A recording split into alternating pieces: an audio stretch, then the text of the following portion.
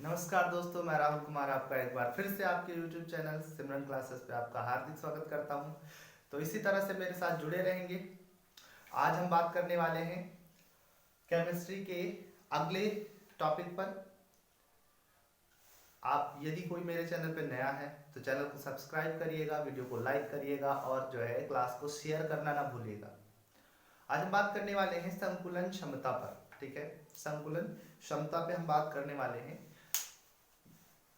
जो लोग ये वीडियो नया देख रहे हैं वो पिछला वीडियो देख के जरूर आएंगे, क्योंकि पिछले वीडियो से ये वीडियो जो है रिलेट करता है और सारी पिछली वीडियो से अगला वीडियो रिलेट करेगा। इसीलिए जो है आप सभी लोग पिछला वीडियो देखते हुए ही ये वीडियो देखेंगे। पहले आप जो है केमिस्ट्री क्लास की जो है वीडियो नंबर 6 देखेंगे, उसके बाद इसको देखेंगे। ठीक है ना। चलिए, तो आज हम बिना देर किए जो है बात करते हैं संकुलन क्षमता पर। ठीक है, तो मेरे साथ सभी लोग कॉपी और पेन लेकर के जुड़ जाइएगा। और जो है सबसे बेस्ट तरीका है पढ़ने का, अपना नोट्स आप खुद बनाएंगे। ठीक है, सबसे अच्छा तरीका है। जो 11th के बच्चे हैं, जो 11th के बालक बालिकाएं हैं, वो प्रॉपरली चीज़ों को नोट करते रहेंगे, वन बाय वन रिवीजन करते रहेंगे। और जो 12th में पेपर देने वाले हैं, ठीक है, जो अभी बोर्ड एग्जाम देने वाले हैं, वो भी चीज़ों को अच्छे से रिवाइज करेंगे। ठीक है, समय की बचत के लिए 12th क्लास के बच्चे जो है वीडियो को इंटू 2 की स्पीड में करके देख सकते हैं, यदि उनका रिवीजन प्रोसेस है तो। यदि उन्होंने चीज़ों को पढ़ रखा है, वो चीज़ों को जानते हैं, रिवीजन करना चाहते हैं, तो इंटू 2 की स्पीड में देखेंगे। और जो बच्चे नए हैं, जो अभी शुरू से तैयारी कर रहे हैं, फ्रेशर हैं, वह बच्चे जो है वीडियो को नॉर्मल वे में ही देखेंगे। ठीक है, क्लास अच्छी लगती है तो आप इसको अपने सभी ग्रुप, चाहे आप व्हाट्सएप ग्रुप, फेसबुक ग्रुप, यानी जितना आपका ग्रुप है, सब पे जो है वीडियो को शेयर जरूर करिएगा। ठीक है, चलिए, तो बिना ज्यादा बात किए हम शुरू करते हैं अपनी क्लास को आज संकुलन क्षमता से। ठीक है ना। चलिए, तो हेडिंग बताइएगा मेरे साथ सभी लोग, संकुलन क्षमता। संकुलन क्षमता, पैकिंग एफिशिएंसी, इसको हम क्या बोलते हैं? इसको हम पैकिंग एफिशिएंसी भी बोलते हैं, संकुलन क्षमता को। देखिए, संकुलन क्षमता होता क्या है, तो नोट करिएगा मेरे साथ। किसी अवयवी किसी अवयवी कण के द्वारा किसी अवयवी कण के द्वारा क्रिस्टल जालक या फिर एकक कोशिका, यूनिट सेल, दोनों की बातें यहाँ हम कर रहे हैं। अभी आगे आपको क्लियर कर देगी कि हमने यहाँ पे क्यों लिखा, किताबें केवल इसको लिखती हैं, बट पूरा तरीके से सही ये नहीं है। हम आगे बात करेंगे कि ये क्यों नहीं सही है, क्यों हमें ये लिखना चाहिए यूनिट सेल।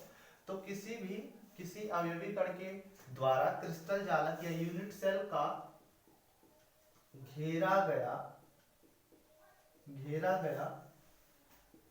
जो आयतन होता है, घेरा गया आयतन। ठीक है ना, किसी अवयवी कण के द्वारा क्रिस्टल जालक या यूनिट सेल का घेरा गया आयतन, उसकी घेरा गया आयतन उसकी संकुलन क्षमता, उसकी संकुलन क्षमता कहलाता है, उसकी संकुलन क्षमता कहलाता है। बात क्लियर हुई? अवयवी कण के द्वारा क्रिस्टल जालक यूनिट सेल का घेरा गया जो आयतन होता है, उसकी संकुलन क्षमता कहलाता है। आप सभी लोग नोट करेंगे प्रॉपरली इस चीज को। चलिए, यानी संकुलन क्षमता बराबर यहां से जो होता है, ठीक है, संकुलन क्षमता, पैकिंग एफिशिएंसी बराबर जो होता है वो होता है अवयवी कण द्वारा घेरा गया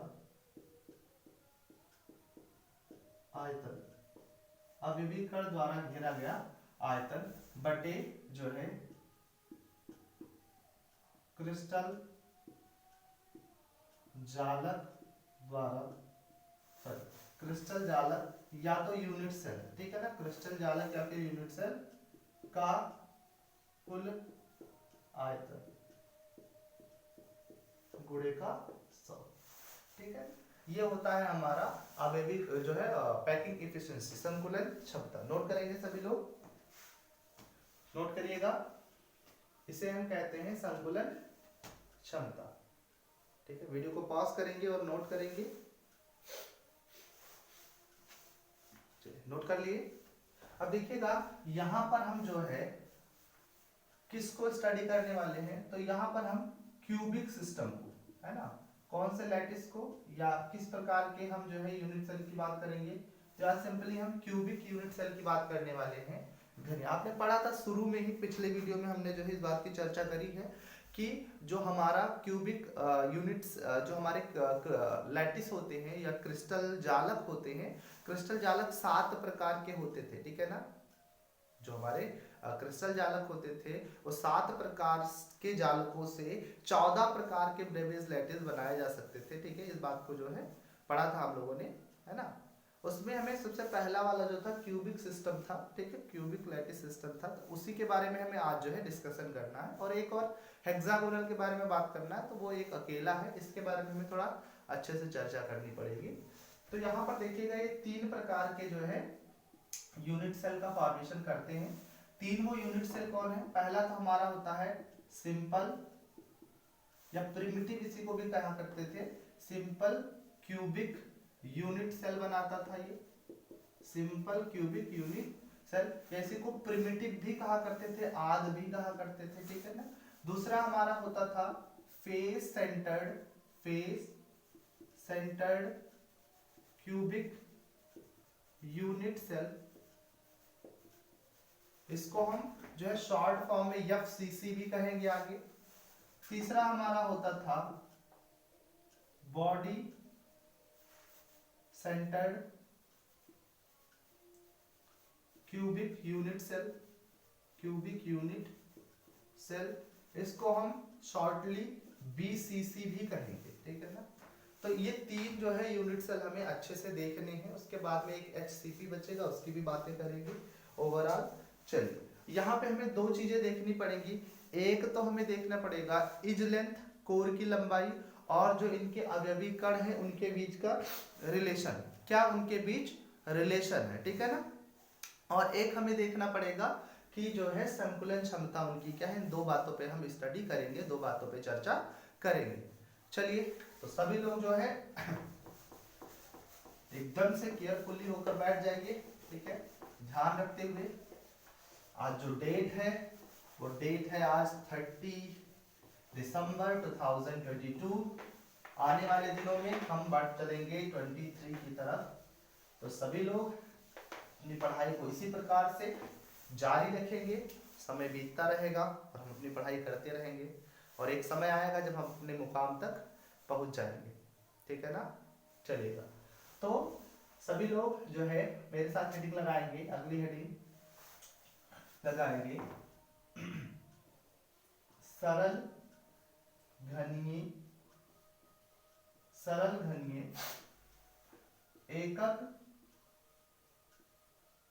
एकक कोष्ठिका में अवयवी कणों की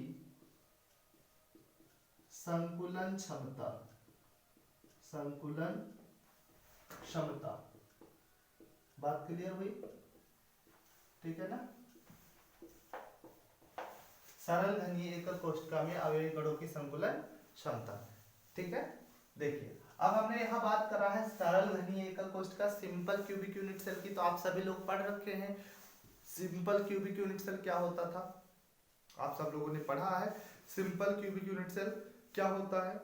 चलिए तो देखेंगे यहाँ पर सिंपल क्यूबिक यूनिट सेल क्या होता है, तो ड्रॉ करिएगा सभी लोग।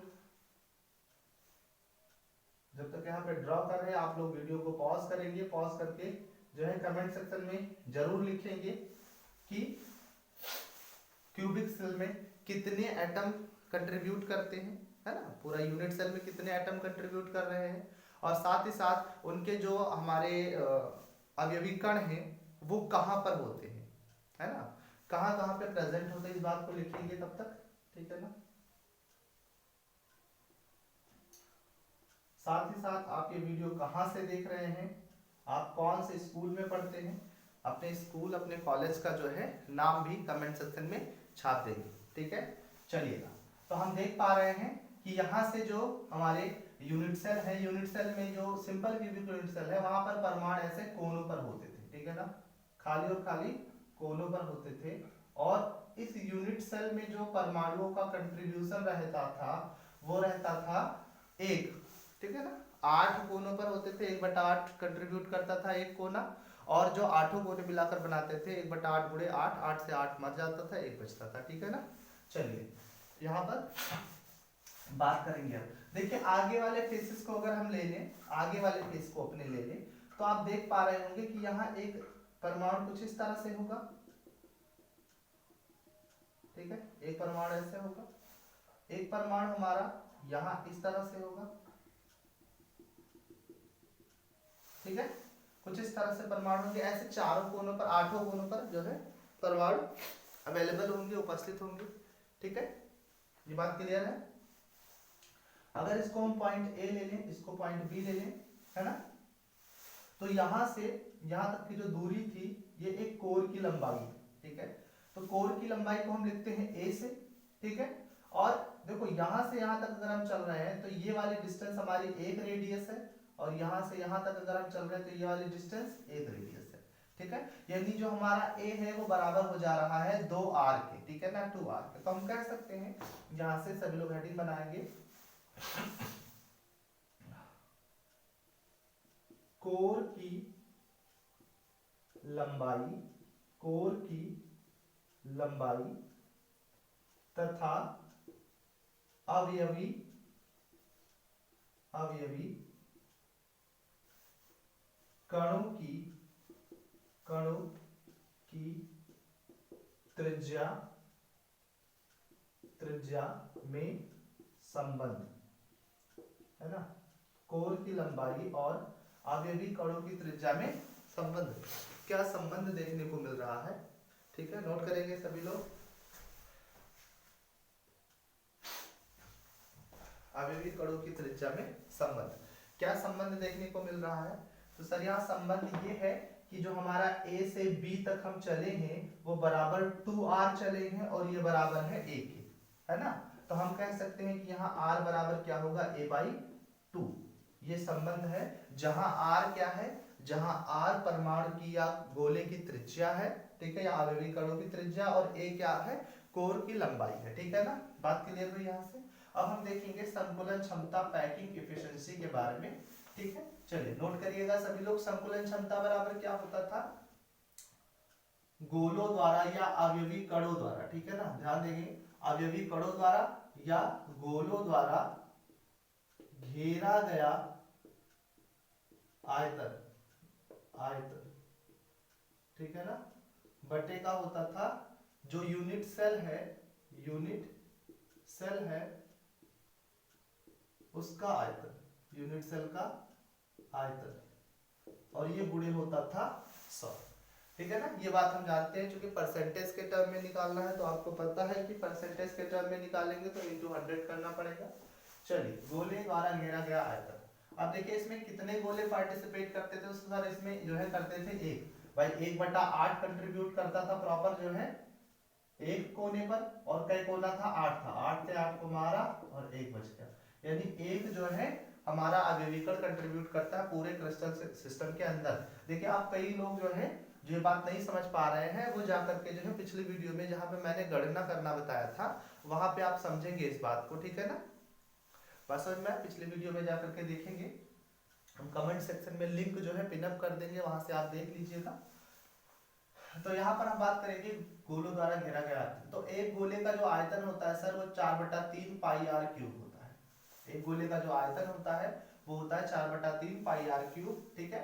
और हमारा यूनिट सेल का आयतन, भाई एक कोष्टिका है, इसका आयतन क्या होगा, तो एक घन का जो आयतन होता है, घन का आयतन, तो घन का आयतन क्या होता है, घन का आयतन होता है सर लंबाई गुणे चौड़ाई और गुणे ऊंचाई, ये होता है जो घन का आयतन होता है, लंबाई गुणे चौड़ाई गुणे ऊंचाई। यहाँ लंबाई भी a है, चौड़ाई भी a है और ऊंचाई भी a है, दैट्स हमारे पास जो आयतन आएगा वो क्या आएगा, ए क्यूब आएगा, ठीक है ना। तो यहाँ से हम ए क्यूब इंटू का 100 आपने पढ़ा है, चूंकि r is equal to a by 2 है ना, इससे हम r के जगह पे a बाई 2 रख सकते हैं, तो बिल्कुल रख सकते हैं सर। यहाँ पर हम r की जगह a बाई 2 रख देते हैं, पाई की वैल्यू 22/7, ठीक है। r की वैल्यू हमारे पास a बाई 2 हो जाएगा, और चूंकि इसका क्यूब है, r का क्यूब है, तो इसका भी क्यूब हो जाएगा, divide by a cube into का 100। चलिए आगे बढ़ते हैं, 4/3 गुणे 22/7 गुणे यहाँ a क्यूब, यहाँ 2 दूना 4 दूना 8, very good, divide by a cube into का 100। a क्यूब से a क्यूब कैंसिल आउट हो जाएगा, और 4 एकम 4, 4 दूना 8, 2 11 22, ठीक है ना। यानी ऊपर हमारे पास बच रहा है सर 11, और नीचे बच रहा है 7 21 गुणे का 100। और कुछ बच रहा है? बिल्कुल नहीं बच रहा है। चलिएगा अब देखो हम क्या करेंगे, 11 को डिवाइड कर देंगे 21 से, 21 जुड़ेंगे 0, 11 आया, दशमलव लगाए, 0 बढ़ाए, 21 पंचे 5 एकम 5, 5 दुनाई 10, 105, 5 यहाँ बचा, ठीक है ना, दशमलव लगा है, 0 बढ़ा लेंगे, 21 दूना 42, 8 बचा, ठीक है ना, बात समझ में आया, 8 बचा, और जो है दशमलव है 0, तो 21 चौक 84 होता है, ठीक है ना। वैसे तो फिलहाल तो हम 3 बारी लेके जाएंगे, 3 बारी लेके जाएंगे तो 21 या 63 हो जाएगा। तो ओवरऑल जो हमारे पास आएगा वो आएगा 0.523 इंटू का 100, तो यहाँ से हमारे पास जो इफिशियंसी आ जाएगी 52.3% आ जाएगी, 52.3% है, ठीक है ना। देखिए ये वैल्यू थोड़ा आगे बढ़ाएंगे तो यहाँ और आएगा, ठीक है ना, और मतलब जो 8 बार अगर चला जाएगा, या 6 बार चला जाएगा, 7 बार चला जाएगा, तो ये जो वैल्यू आ जाएगी ये अप्रोक्सीमेटली आने लगेगी 52.4% है, ठीक है ना। तो कोई दिक्कत नहीं, दोनों वैल्यूज आपस में सही है, ठीक है। 0.1 का डिफरेंस है, कोई बड़ा डिफरेंस नहीं है, तो आराम से आप इसको जो है नोट कर सकते हैं, ठीक है ना। तो सभी लोग नोट कर लेंगे, वीडियो को पॉज करेंगे, वीडियो को रोकेंगे, उसके बाद में जो है नोट करेंगे। चलिएगा, वीडियो क्वालिटी क्लियर है? चलिएगा नोट करेंगे सभी लोग।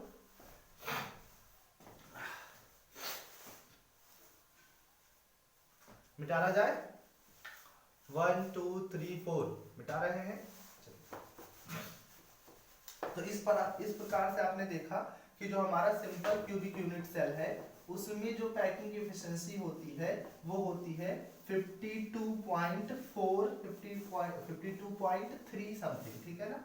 तो अगर पैकिंग एफिशिएंसी 52.3 या 4 मान लेते हैं, चलो 4 इसको मान लेते हैं, तो 52.4% होती है, तो वॉइड्स कितने होंगे इसमें, खाली स्थान कितने होंगे सर, तो 100% पूरा क्रिस्टल का सिस्टम होगा, और यहाँ 52.4% इसमें से माइनस कर देंगे तो ओवरऑल हमारे पास बचेगा 6, और 9 में से 2 गया 7, और यहाँ पे 9 में से 5 गया 4, 47% के आसपास बचेगा, ठीक है ना। 47.6% के आसपास यहाँ वॉइड बच रहा है, ठीक है ना। ये भी कैलकुलेट, ये भी नोट कर लेंगे सभी लोग, ठीक है ना। नोट करिएगा, मिटारा जा रहा है, वीडियो को पॉज करके नोट कर लेंगे। तो इस प्रकार से हमने देखा कि सिंपल क्यूबिक यूनिट सेल में जो संकुलन क्षमता होती है वो कितनी होती है, और R और A के बीच का रिलेशन क्या होता है, ठीक है ना। संकुलन क्षमता की गणना करने के लिए आपको R और A के बीच का रिलेशन पता होना चाहिए। इस पर डिपेंडेंट जो है, इस पर बेस्ड न्यूमेरिकल भी आपको देखने को मिलेंगे, अभी आगे वीडियो में हम या इसी वीडियो में हम कराएंगे, ठीक है, जैसा समय होता है। चलिए फिलहाल आज हम फिर अगले जो टॉपिक हमारा है वो है फलक केंद्रित घनीय एकक कोष्ठिका। इस चीज पे बात करेंगे, फलक केंद्रित घनीय एकक कोष्ठिका में अवयवी कणों की संकुलन क्षमता, ठीक है ना। एफसीसी में क्या संकुलन क्षमता होती है, तो सबसे पहले हम देख लेंगे एफसीसी बनता कैसे है। तो एक face centred cubic unit cell बनाएंगे सभी लोग, ठीक है। एक बार फिर से अपनी कला का बेहतर प्रदर्शन करना पड़ेगा आप सभी को। चलिए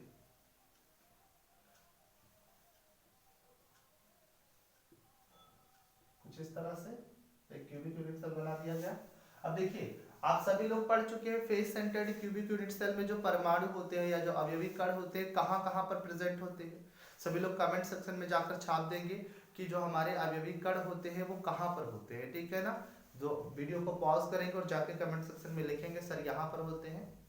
और साथ में इन क्यूबिक सेल में जो इनका कंट्रीब्यूशन होता है, ठीक है ना, कणों का जो कंट्रीब्यूशन होता है वो क्या क्या होता है, इस बात को भी आप लोग लिखेंगे।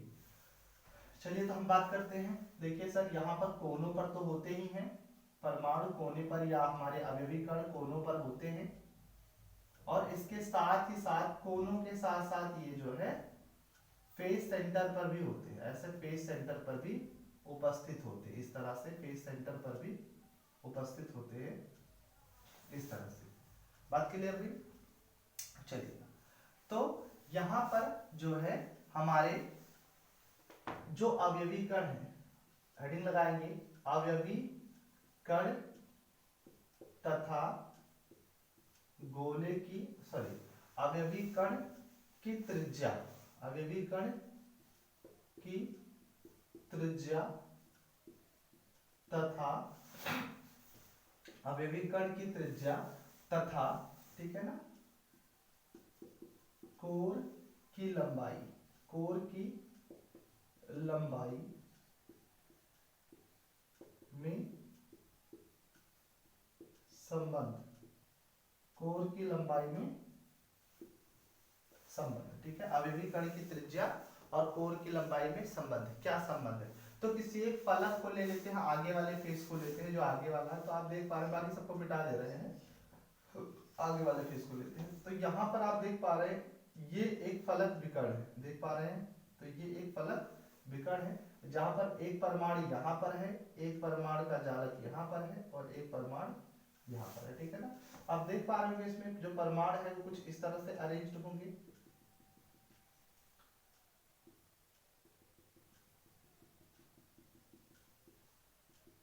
और एक परमाणु कुछ यहाँ पर होगा ऐसे, ठीक है ना। इस तरह से तीन जो है अवयवी कण होंगे। इसको पॉइंट ए मान ले, इसको पॉइंट बी मान ले, इसको पॉइंट सी मान ले, ठीक है ना। तो अब देख पा रहे होंगे जो ये वाली डिस्टेंस है, ये वाली डिस्टेंस इज लेंथ ए के इक्वल होगी, और ये वाली भी डिस्टेंस क्या होगी, इज लेंथ ए के ही इक्वल होगी, ठीक है। और जो यहाँ है ये जो हमारा है एक आर है, फिर यहाँ ट्वाइस ऑफ आर है, और यहाँ पर एक आर होगा, ठीक है। मतलब ये हमारा कुछ इस तरह से एक डायग्राम बन जा रहा है, ठीक है। ए बी और सी, ये ए है, ये भी ए है, और यहाँ 4r के इक्वल है, ठीक है। तो हम कह सकते हैं एक समकोण त्रिभुज है सर, बिल्कुल समकोण त्रिभुज है। एक फलक विकर्ण से जो त्रिभुज बनता है वो क्या होता है, समकोण त्रिभुज होता है। तो हम कह सकते हैं कि समकोण त्रिभुज ए बी सी से, है ना, जो ये AC है इसके जो स्क्वायर है, पाइथागोरस थ्योरम लगा देंगे फटाक से यहाँ पर, ठीक है। AC स्क्वायर जो है वो AB के स्क्वायर होगा और प्लस जो है BC के स्क्वायर होगा, ठीक है ना। कर्ण के जो स्क्वायर होते हैं वो लंब के स्क्वायर प्लस आधार के स्क्वायर के बराबर होते हैं। और यहाँ पर हम देखेंगे कि जो हमारा AC होगा, ठीक है ना, ध्यान दीजिएगा, जो AC होगा वो इक्वल टू होगा अंडर द रूट AB। अच्छा AB क्या हमारे पास है सर, हमारे पास AB जो है वो है a के स्क्वायर प्लस BC भी क्या है a के स्क्वायर, यानी हम, और AC क्या है, AC is equal to 4r होगा अंडर रूट 2a स्क्वायर, ये से ये कैंसिल हो जाएगा, तो हमारा होगा 4r is equal to under root 2 into a, और r बराबर होगा under root 2 into under root 2 upon 4 into a। ये r और a के बीच में संबंध आ जाएगा, सभी लोग नोट करेंगे, छाप लेंगे, ठीक है। तब तक हम मार्कर में इंक फिल कर लेते हैं, ठीक है ना। चलिए नोट कर लीजिएगा, तब तक हम मार्कर में इंक फिल कर ले रहे हैं। सभी लोग जो है प्रॉपरली ध्यान में रख के काम करेंगे, ठीक है।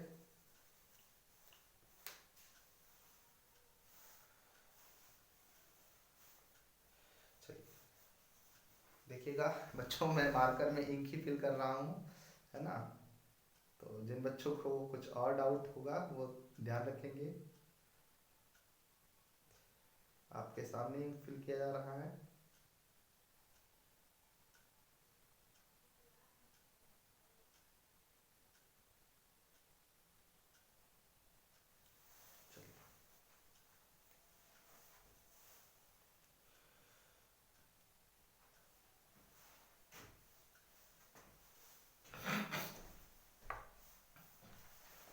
कर लिया आप लोगों ने। चलिए अब हम बात करते हैं अपने जो है अगले टर्म में इसमें, है ना। तो हमारे आर और ए के बीच में हमारा जो रिलेशन है वो आ चुका है। अब हम बात करेंगे संतुलन क्षमता या पैकिंग एफिशिएंसी के बारे में, संतुलन क्षमता के बारे में। तो आप सभी को पता है पैकिंग एफिशिएंसी यानी संतुलन क्षमता जो होती है वो क्या होती है, अवयवी कणों के द्वारा घेरा गया आयतन। लिख लेते हैं एक बार फिर, अवयवी अवयवी कणों अवयवी कणों द्वारा घेरा गया आयतन, है ना, डिवाइड बाई क्रिस्टल का आयतन या यूनिट सेल का आयतन लिख सकते हैं हम, यूनिट सेल का आयतन और गुणे का 100, ठीक है ना। सभी लोग लिख लेंगे, पहले ही दिखा दिया गया है। चलिए अब देखिए अवयवी कणों का आयतन। देखिए एफसीसी में कितने कण होते थे, मैंने आपको जो है पिछले वीडियो में ये चीजें करा रखी हैं। तो एफसीसी में जो नंबर ऑफ पार्टिकल्स होते थे सर वो होते थे 4, ठीक है। तो एक गोले का आयतन होता है सर 4/3 पाई आर क्यूब, और 4 का हो जाएगा 4 गुणे 4/3 पाई आर क्यूब, ठीक है ना, बटे यूनिट सेल का आयतन यही होता था इनटू का 100। अब देखिएगा चूंकि R और A में क्या रिलेशन है आपने पढ़ रखा है, R is equal to √2 divide by 4। तो हम कह सकते हैं कि यहाँ 4 गुणे 4/3 गुणे 22/7 पाई की वैल्यू होगी, और R क्यूब का मतलब हो जाएगा √2/4 के cube divide by A cube, मतलब यहाँ पे √2/4 और A के क्यूब रहेगा, ठीक है ना। तो देखिए यहाँ से a क्यूब खत्म हो जाएगा, ठीक है, a क्यूब से a क्यूब कैंसिल हो जाएगा, अब बचेगा √2 के क्यूब और 4 के क्यूब, है ना।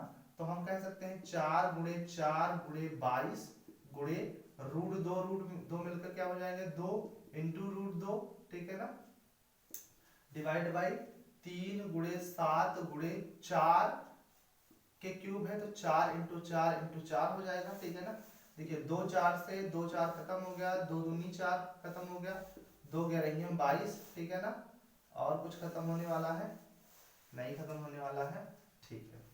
तो यहाँ पे हो जाएगा 11 इंटू √2, है ना, डिवाइड बाई 3 गुणे 7, ठीक है ना, और कुछ चीजें नहीं है बस। तो अब देखिएगा यहाँ से अगर आप हल करेंगे, अच्छा इंटू के 100 सब में रखेंगे, इंटू के 100 रखेंगे, इंटू के 100। अब यहाँ से जब आप सॉल्व करेंगे तो आप पाएंगे कि यहाँ जो हमारे पास जो होगा ये आएगा लगभग आपके 0.74 के अप्रॉक्सीमेट, ठीक है ना। ये जो आएगा ये 0.74 के अप्रॉक्सीमेट आएगी वैल्यू। भाई √2 की वैल्यू रख देंगे, √2 की वैल्यू 1.414 हो जाएगी, ठीक है, डिवाइड बाई 3 इंटू 7 हो जाएगा। तो आप जब इसको देखेंगे 2.0 जो है इसको जब भाग करेंगे तो आप देखेंगे ये इंटू 1000 कर दे रहा है भाई, इंटू का 100 ही है ये, 2 0 से 2 0 खत्म हो गया, और यहाँ से काटेंगे तो दशमलव भी खत्म हो गया, 2 7 14, है ना, देखेंगे 11, है ना, 2 7 14, 2 0 0 2 7 14 डिवाइड बाई सॉरी 7 से काटेंगे ना, 7 दूनी 14, 7 दूनी 14, ठीक है ना, 7 भी कट गया इससे, अब बचा है 3 खाली, है ना, और इंटू का 10 बचा है। अब भाग कर लेंगे हम, है ना, भाग करेंगे 11 दूना 22 के 2 हाथ से लाए 2, 11 0 2, 11 दूना 22 और 3 2 30, यानी 3 से भाग कर सकते हैं, तो 3 7 21, है ना, 3 7 21 और 1 22 12, ठीक है ना, बात समझ में आया,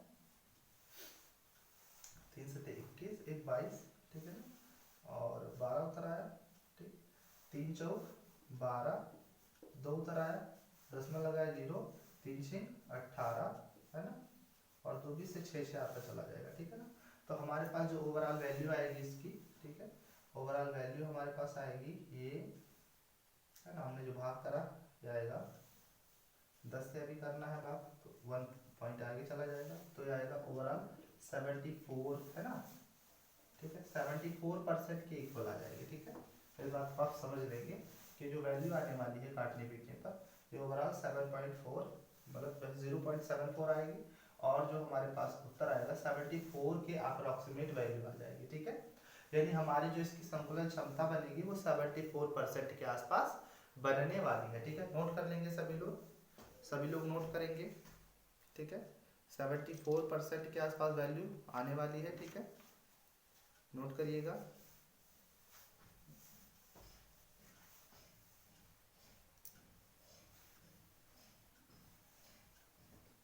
चलिए एक बार फिर से देख लिया जाता है। आपने ये चीज पढ़ रखा है, AC square AB square plus BC square, ठीक है। यहाँ से हम देखें कि जो हमारा है AC इक्वल टू हो जाएगा यहाँ पर, ठीक है ना, अंडर रूट इतना ट्वाइस ऑफ स्क्वायर 6 को अगर हम इसके स्क्वायर यहीं कर लेते तो 4 4 चौक 16 के स्क्वायर हो जाएगा और यहाँ पे 16 आता और यहाँ पर फिर जो है अंडर रूट 2 आता, तो फिर हम जो है यहाँ पे वर्ग से वर्गमूल कैंसिल करते तब भी वैल्यू वही आनी थी, ठीक।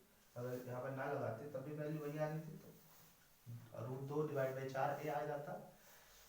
एक गोले का हमारे पास आयतन होता है 4/3 पाई आर क्यूब, तो यहाँ पर हो जाएगा 4 गोले का 4 गुणे 4/3 पाई आर क्यूब गुणे 100 अपान ए क्यूब, ठीक है ना। फिर हमने देखा कि यहाँ 22/7 रख दिया, अंडर रूट 2/4 ए के क्यूब कर दिया, ए क्यूब से क्यूब कैंसिल हो गया और यहाँ अंडर रूट 2 मिलकर 2 हो गया और एक 2 रूट बचा रह गया, ठीक है ना।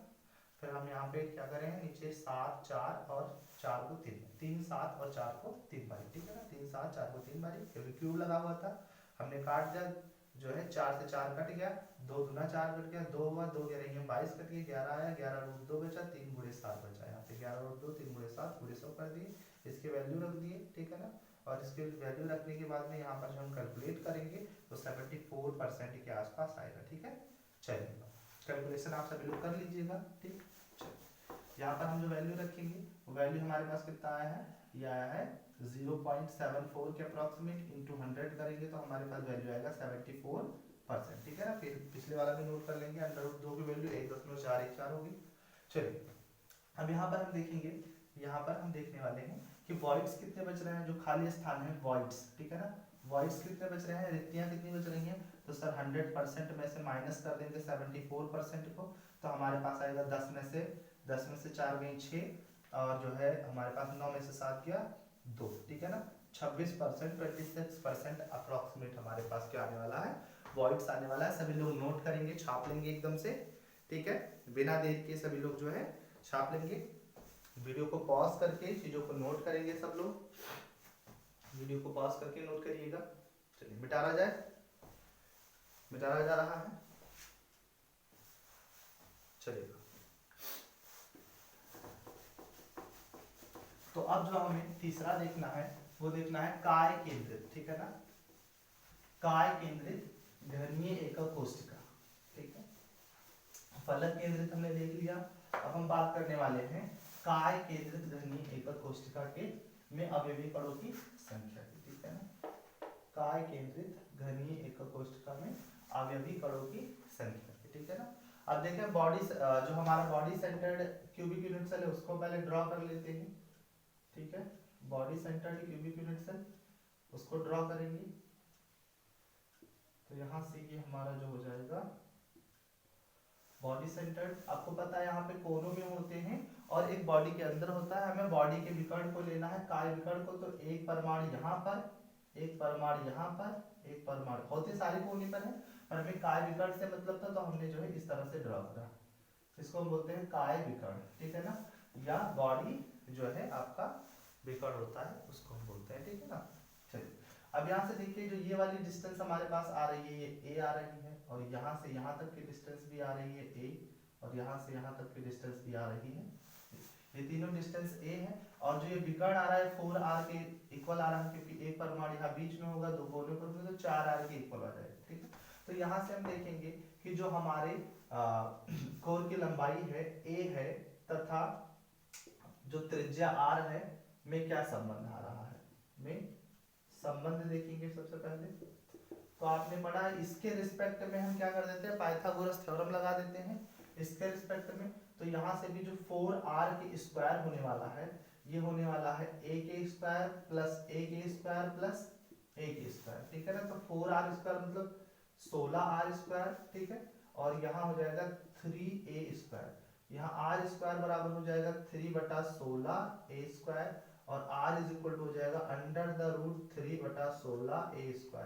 ठीक है, यहाँ अंडर रूट 3 और 16 के स्क्वायर होता है 4, a के स्क्वायर 1 हो जाएगा। r इज इक्वल टू हमारे पास आ जाएगा 3/4 रूट 3/4 और जो है a, है ना। ये r और a के बीच में संबंध आ गया। अब हम देख लेते हैं यहाँ पर पैकिंग एफिशिएंसी, ठीक है ना। पैकिंग एफिशिएंसी यूनिट सेल का आयतन देख लेते हैं, सॉरी पैकिंग में संकुलन क्षमता देख लेते हैं।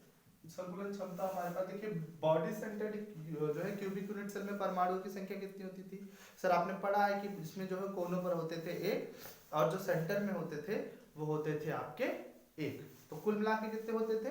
2 होते थे। तो आपने देखा 2 गोले का आयतन 2 × 4/3 पाई r क्यूब हो जाएगा, बटे सेल का आयतन तो हमारा a क्यूब रहने वाला है। हम r और a के संबंध का यूज करेंगे यहाँ पर, 2 × 4/3 पाई की वैल्यू 22/7 और r की वैल्यू हो जाएगा √3/4 a के क्यूब, है ना। तो a क्यूब को हम पहले ही बाहर कर लेंगे, अभी बाहर कर लेंगे ताकि हमें या इसको काटने में कोई दिक्कत ना हो। उसके बाद फिर हम देखेंगे 2 × 4 × 22 और √3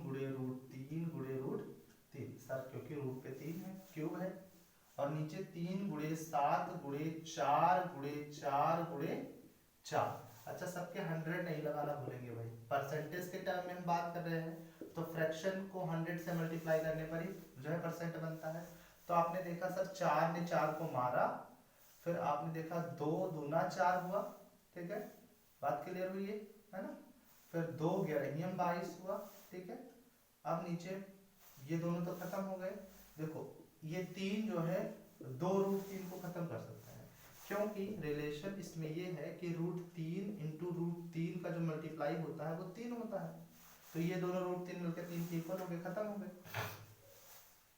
अब यहाँ पे हमारा आया क्या बचा? 11 √3, ठीक है ना। बात समझ में आया? √3 और कुछ नहीं बच रहा है, बिल्कुल नहीं बच रहा है। और यहाँ बचा 7 × 4 और कुछ नहीं बच रहा है, गुणे का 100, ठीक है। अब जब इसको हम काटेंगे तो हमारे पास 0.688 अप्रॉक्सीमेट वैल्यू आएगी। √3 की वैल्यू रख देंगे, √3 1.73 ठीक है ना, वैल्यू रख देंगे और इनटू का जब 100 करेंगे तो सर ये आएगा 68%, ठीक है ना। हमारे पास जो पैकिंग एफिशिएंसी आ जाएगी वो क्या आ जाएगी? 68%। और जो हमारे पास वॉइड्स बचेंगे वो 100 माइनस का 68 बचेगा, 10 में से 8 गया 2 और 9 में से 6 गया 3, 32% खाली स्थान बचेगा, ठीक है ना। बात समझ में आया? नोट कर लीजिएगा सभी लोग, छाप लेंगे, सभी लोग छाप लेंगे।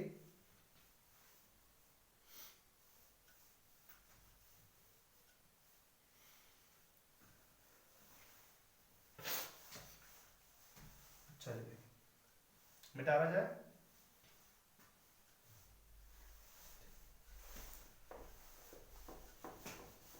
इस प्रकार से जो है हमने डिफरेंट जो है यूनिट सेल में चीजें देखी कि हमारे पास संकुलन क्षमता क्या होती है, ठीक है।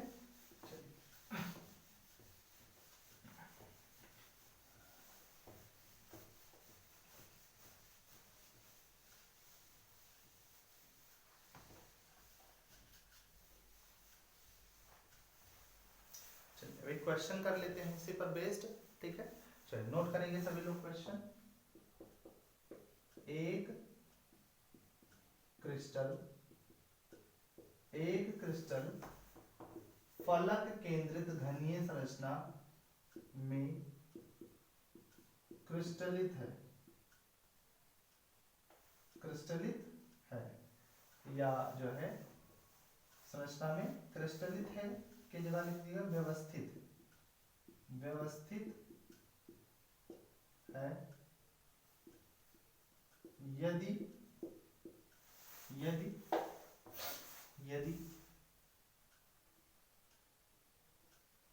अवयवी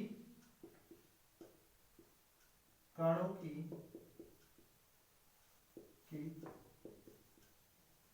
त्रिज्या अवयवी कणों की त्रिज्या 0.14 पिकोमीटर है तो कोर की लंबाई क्या होगी? कोर की लंबाई क्या होगी? चलिएगा, सभी लोग वीडियो पॉज करेंगे, पॉज करके इसको सॉल्व करेंगे, ठीक है। चलिए इसका हम सॉल्यूशन बता दे रहे हैं। चूंकि एफसीसी में व्यवस्थित है तो यहाँ पर अवयवी कणों की क्या दिया है, पहले ये ध्यान रखेंगे क्या दिया है। तो हमें पता है एफसीसी में व्यवस्थित है, ये बात है। और कणों की त्रिज्या, कणों की त्रिज्या r = 0.1 पिकोमीटर दे रखा है और पूछ रहा कोर की लंबाई a क्या होगी। तो हम रिलेशन लिख लेंगे, क्योंकि एफसीसी में जो हमारे पास रिलेशन आता था सर वो आता था √2/4, है ना। जो रिलेशन होता था r और a के बीच में, तो r = हमारे पास आता था √2/4a, ये रिलेशन आता था, ठीक है ना। यहाँ से हम देख पा रहे हैं कि हमारे पास जो है वो a = क्या हो जा रहा है, a = वैल्यू आएगी हमारे पास 4r√2 × a और a = आएगा 4r√2, है ना, ये आ जाएगा। और यहाँ से हम देखेंगे कि हमारा जो a है वो आ जाएगा, r की वैल्यू रख देंगे 4 × 0.14 गुणे √2 की वैल्यू होगा 1.414, ठीक है। इसको हम हल कर लेंगे, ठीक है ना। देखिए यहाँ पर एक जीरो बढ़ा के दशमलव से दशमलव काटा जा सकता है। 4 × 140/14, 2 से काटेंगे, 2 दूनी 4, 2 से काटेंगे, है ना, 2 से काटेंगे, 2 सते 14, 2 से 14, फिर 7 से काटेंगे, 7 × 7, 7 × 7 और यहाँ काटेंगे 7 दूनी 14, ठीक है ना। बात क्लियर हुआ। चलिए 20 दूना क्या हो जाएगा, 40 हो जाएगा, 101 हो जाएगा। भागाकार कर लेंगे, 4 को भागाकार किया 101 से, मतलब 40 को भाग करा इससे। अब यहाँ पे हो जाएगा 0, है ना, दशमलव लगाया 0 हो गया, ये लगभग 3 बार ही जाएगा तो 303 हो जाएगा। यहाँ घटाएंगे तो हमारे पास आ जाएगा 10 में से 3 गया 7 और 9 हो गया, ठीक है। 0 लगा है, लगभग ये कितने जाएगा, 9 बार ही जा सकता है, तो हो जाएगा 909, यानी हमारे पास अप्रॉक्सीमेट वैल्यू आएगी 0.39 pm। ये हमारा जो हो जाएगा आंसर हो जाएगा। इस तरह से आपको जो है छोटे छोटे क्वेश्चंस इस पे देखने को मिलेंगे। सभी लोग नोट कर लेंगे, वीडियो को पॉज करके नोट कर लेंगे, वीडियो को पॉज करेंगे और नोट कर लेंगे सभी लोग।